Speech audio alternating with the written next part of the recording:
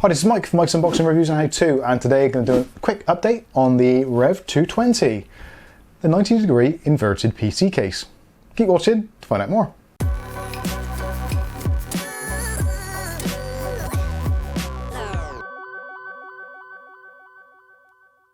Okay, so trigger alert. A lot of people are not going to like this, and I've got to be honest with you, I'm really impressed with this case. I really do like it. It's unfortunate for me that the inversion is 90 degrees this way and it's not flipped over the other side, otherwise it would be absolutely perfect for me to put on display here behind me at Mike's Unboxing HQ. But unfortunately, because of where it is, a lot of you that have been watching recent videos have probably just seen kind of like the tail end of it just sticking out the side behind me on here, because I've had to put it on the other side. So it's quite unfortunate. It's not going to be a long-term resident, but it certainly has been fun. And actually, I can wholeheartedly recommend it. It is genuinely a great case. A lot of you out there were kind of like, ooh, but it's 90 degrees and the graphics card's going to block the CPU. It totally isn't the case. I have found no issues with this with cooling whatsoever. And in fact, if you've seen previous videos from Mike's Unboxing over the years, you'll know that I was a really big fan of the InWin 101 and the 103, which effectively are similar design, just rotated 90 degrees the other way. So 3 fans along the bottom, all blowing air up, and then rear exhaust on both sides. This essentially is doing the same thing, but what we've got is 3 120mm fans on the front here, which are blowing directly into the path of the intake fans on your graphics card. So this is a gamer's case, no mistake about it. No matter what graphics card you've got, well, unless you've got an SLI or crossfire setup where you've got one sort of blocking the other, but in pretty much most circumstances, if you've got a really nice graphics card and you want to keep it cool and you want to allow those frequencies to boost as much as they possibly can with all that lovely fresh air, this is definitely worth a look. It's essentially like strapping 360mm worth of fans onto the front of your graphics card. It really is. Now, unfortunately, the graphics card that I've used in this test rig is a humble RX 570, so it doesn't actually generate a tremendous amount of heat. But saying that, this thing has pretty much stayed in fan stop mode ever since I've installed it. There is that much cold air being blasted directly at the GPU that really it doesn't need to fire up at all. Hardly, even under gaming circumstances, it barely breaks a sweat. It is fantastic. Now you're probably thinking, well, if that's the case, you're blocking off all the air going into the cooler, as I sort of referred to a little bit earlier. But again, it isn't that way. Because the cooler is mounted 90 degrees, you're still getting the air coming in, because the air, there's tons of air coming in the front, 360mm worth of air coming in the front.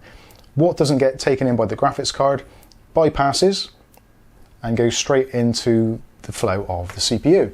And with the Thermaltake cooler on there, this is running a Ryzen 5 2600, I've got 16 gigs of RAM. It's a relatively modest system, but we've done some testing and going from various configurations. So I've tested in 4 configurations, one of which was with this front panel completely removed, because obviously this is a solid front panel, so it's not getting as much airflow as it possibly could. Also, behind that panel, there is a mesh air filter, which actually has done an amazing job of keeping all the dust and debris out of the case so far, so I'm really pleased with that. So testing wise, did it all the fans and filters, everything in front, so the worst possible case scenario. And with that, we've got a CPU temperature of 64 degrees. Now this is in a 23-degree ambient room, so actually it wasn't too bad at all. Now, when we took off the front panel and just had the filter on its own, we dropped down about 4 degrees, which kind of isn't that bad. I was expecting it to be a little bit worse than that, if I'm completely honest with you. The best case scenario we had was with obviously no front panel whatsoever and also removing the filter, which took us down to 58 degrees. That was the lowest we saw. This was under CPU Z stress test, 100%. Obviously not a massive thermal performance. It's not like using Cinebench or something like that. Cinebench is kind of 100% pure power, whole heat. I thought CPU Z would be a better way of testing it. It's a slightly more accurate way of doing it. It's unlikely that in any circumstances, unless you're rendering a video, it's unlikely that your CPU is going to be under that kind of stress. In gaming circumstances, more times than not, it's going to be your GPU which is taking up most of the headroom.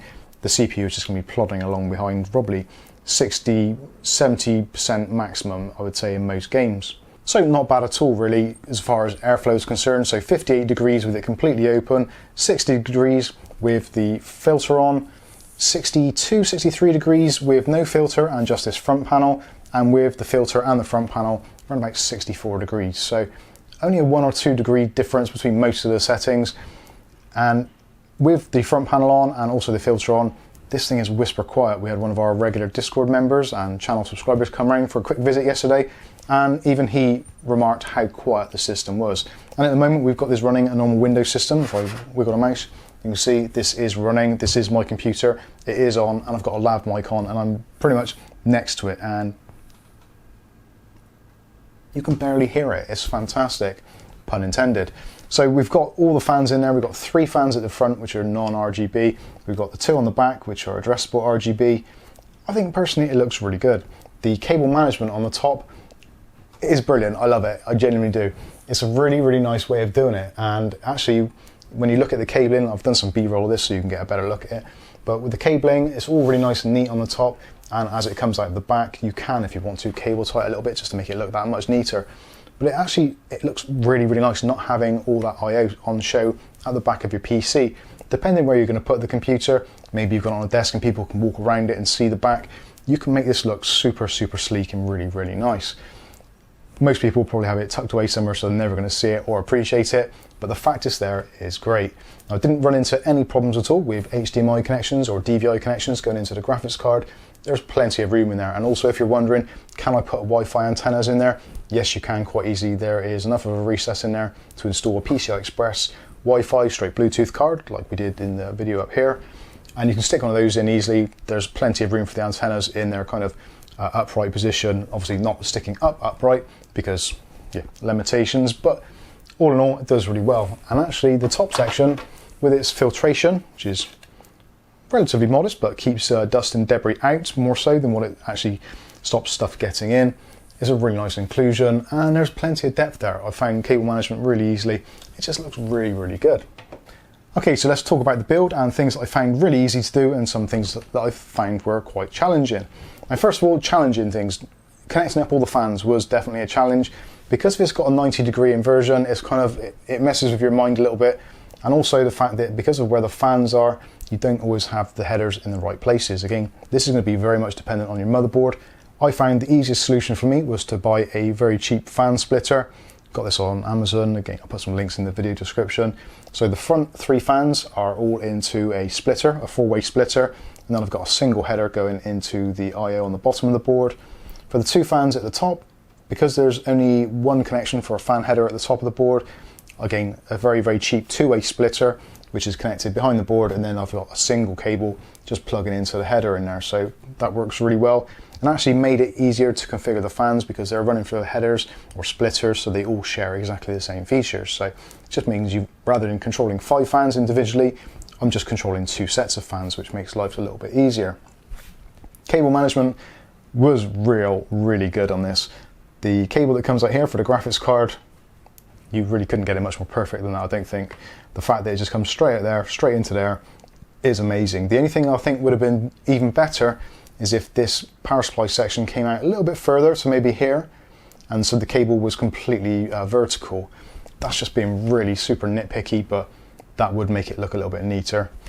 The motherboard power, the 24-pin connector coming straight out there, straight into the motherboard. Again, absolute genius. It's so easy to cable manage this. Even in this position where we've got quite a lot of room around the actual motherboard, everything just looks really tidy and it doesn't look out of place. Although if you did use a ketchup and mustard style power supply, you might start to see a few little things creep in that you didn't want to. But with a blacked out power supply or cable extensions, you've got no problems whatsoever. Also, the cutouts where they are did seem to be in pretty much the optimum places. I didn't end up using any of the SATAs, so I didn't take advantage of the cutout at the bottom, but again, it's there if you wanted to use it. So I'll power this down now so we can flip it around and I'll show you the cable management on the back and how good of a job I did on it, or at least in my opinion. Okay, so looking at the top first of all, so you can see the I/O. You've probably seen some B-roll of this already, but I thought I'd show it again. There's actually tons and tons of room in there. You can kind of get your arm in there almost. And there's a rubber grommet on the back which you can poke all the cables through so they just come out really nice and tidily. Again, that section there, absolute genius. I love it, it's brilliant. And it's very easy to just put the lid back on, although not at this particular angle is not. There's just clips in the back, magnets hold it in place, job done. Everything nicely concealed. Again, you've still got access to all your USBs on the front as you would, rather than there, so You don't have to worry about taking this back panel off every time you want to install a USB component, because you've got your USB ports on the top there. So there we go, there is my cable management. What do you think? Not too bad, considering it's me and I kind of almost threw it in there. Didn't take a massive amount of time on this. I did use a few cable ties here and there, and also in my favour I didn't use any mechanical drives in here, just for simplicity, because I've got a larger SSD in there now, or rather NVMe drive rather, so that's made life a lot easier. But the drive bays are still accessible, and down in this bottom section I've just loosely put in the fan splitter, as you can see there. So we've got 3 fans all plugged into that header, and that's just tucked in there. You could make a nicer job of that, but again, this is pretty much a test setup. I want to see what it's like. It's not going to stay in here, so you could, if you wanted to, stick it down or double-sided tape, that kind of thing.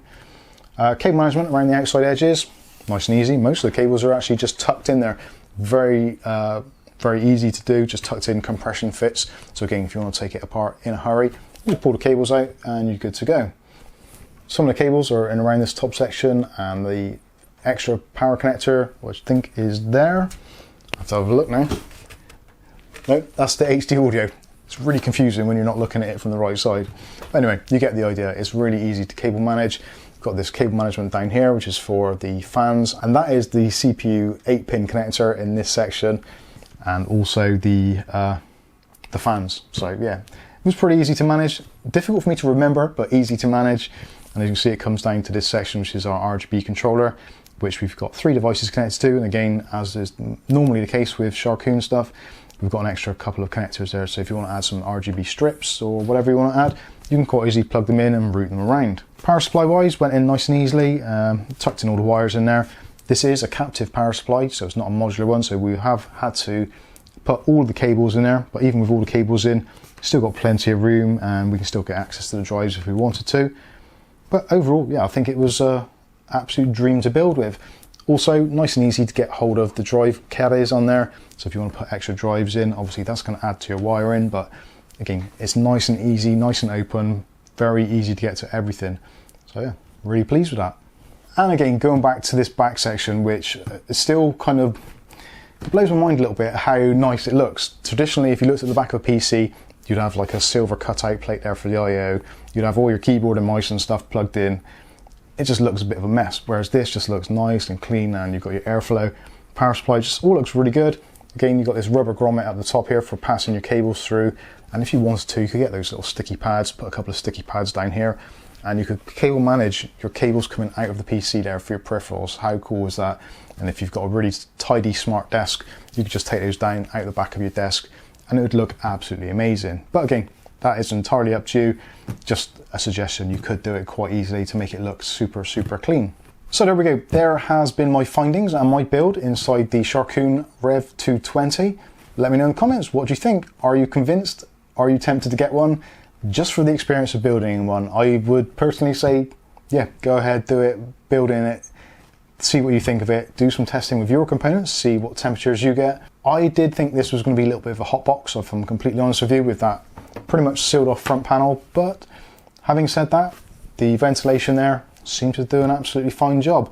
Again, between the front being completely open and the front completely sealed off, around about 5 or 6 degrees total difference under full load, which I think is a fantastic result. I don't think the fans themselves are actually pressure optimized fans.